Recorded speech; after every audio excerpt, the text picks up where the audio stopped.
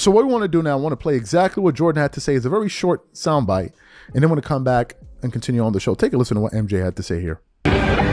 What impact does your statistical place in the NBA have on you? Well, that never drove me. You know what I mean? The stats only add up when you put forth the effort and you don't worry about it. You know, good things happen to those people that work hard. If I sit here and play for the stats, I would have never retired in '93. Or I still probably be chasing Wilt Chamberlain's all-time, you know, or Kareem Abdul-Jabbar all-time scoring lead. I mean, that doesn't drive me. I mean, sure, I mean, it defines to some extent for people who don't know me on, you know, 20 years from now would never know who Michael Jordan really is. But based on the stats, he must have been pretty decent. You know, those are only ways that I look at stats. Other than that, you know, it's all about winning championships and winning. You know, stats that matter to me is the games that we win and the rings that you collect. So you heard what MJ had to say.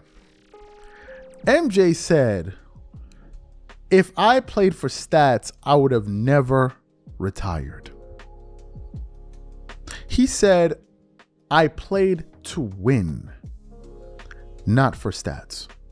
Stats were a byproduct of winning, or my pursuit of winning. And I'm like, this is the antithesis of LeBron James. LeBron is like the total opposite. LeBron plays for stats regardless of whether or not he can win or not. LeBron is playing for stats because he knows that that's what he's going to use to try to propel him into the GOAT conversation. It was such a revelation to me.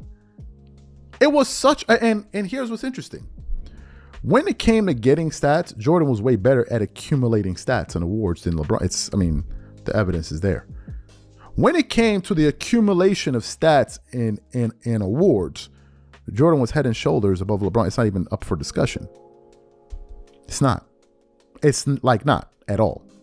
Coming to leading the league in steals, or leading the league in scoring, or making all first teams, leading the playoffs and score. Like, Jordan did that with his eyes closed.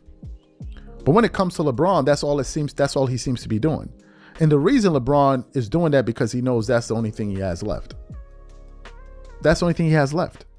When he caught Kareem, that was some major achievement. You think if Jordan didn't want to catch Kareem, he could, like, who are we kidding here? Some people say, but why didn't he do it? Because it wasn't important to him. What was important was winning. And Jordan beat these guys so bad that he was like, I'm done. Like, y'all can't beat me. I'm out. People talk about Jordan left the NBA. Jordan, y'all acting like y'all beat him and he left. He was beating you dudes. He was beating these dudes. He's like, I'm destroying these dudes. Jordan had 2 3-peats. LeBron never even had one. Kobe and Shaq combined only had one. LeBron doesn't even have 1 3-peat. Not even one. Not even one. Which means that LeBron has never even been a part of a dynasty. He never created a dynasty. You could make an argument, if you win 3 in a row, you're a dynasty. The Lakers with Shaq and Kobe were a dynasty. Jordan had 2 dynasties. You can't compare these guys. I keep saying it. People feel like, I don't think LeBron and Jordan is a thing. I think it's a media invention. I don't think so. And there's no evidence to suggest that.